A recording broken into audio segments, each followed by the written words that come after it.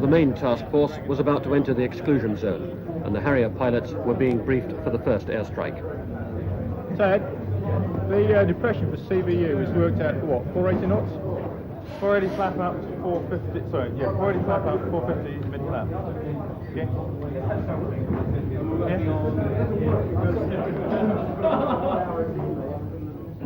It was to be an attack coordinated with a Vulcan bomber flying 3,500 miles from Ascension Island. The Harriers would follow it in after daybreak, and with the defences alert, they were told that 3 of them could expect to be shot down. By dawn, the fleet's radar had tracked the Vulcan, codenamed Black Buck, across Stanley Airfield, and monitored the code word that its bombs had been dropped. It was time for the Harriers to join the offensive to recapture the Fawklands.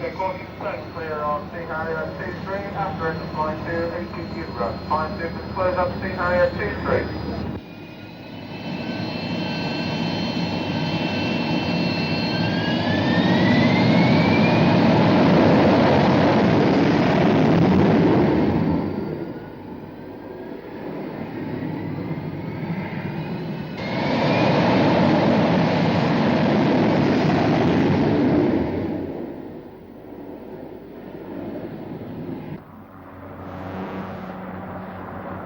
Every plane in the task force joined the raid, 12 from Hermes, 8 more from Invincible, 20 in all.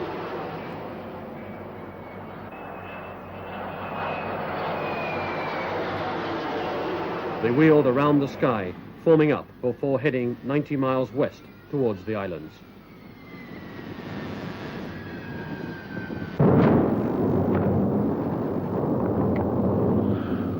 8:23 de la mañana se repite el ataque contra Puerto Argentino con mucha mayor intensidad. Antes habían sido 2 aviones que habían bombardeado el aeropuerto con escasa suerte. Ahora el tiroteo es mucho más intenso y se ve que además otro de los blancos es el mercante argentino que está... From Port Stanley across the bay, an Argentine camera team watched the bombs falling and the fierce anti-aircraft fire. Contestan nuestras baterías antiaéreas y se ve el refulgir de sus disparos en el aire.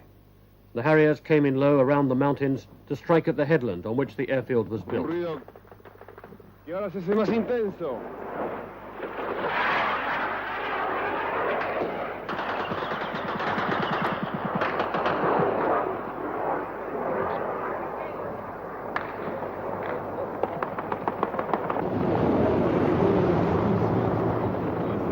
War hadn't been declared, but that made it no less real.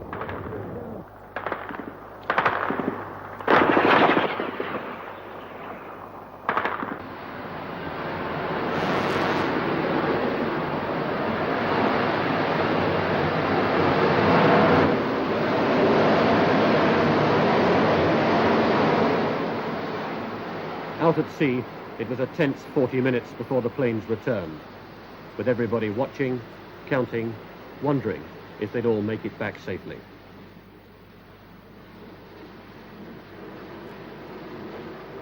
They did.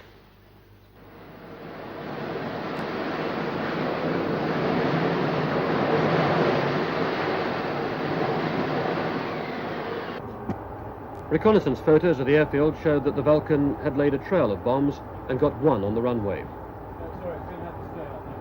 Other low-level pictures of the raid showed the effect of the Harrier bombs. But was it enough to close the runway and enforce the air blockade? Pictures flown out to Argentina were evidence that it was not.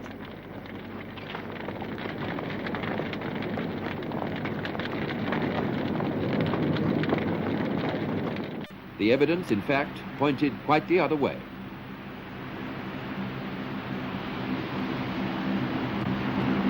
The only people leaving the Falklands were the Argentines injured in the bomb attacks. More men and supplies were moving in and out of Port Stanley despite the runway bombing and the blockade.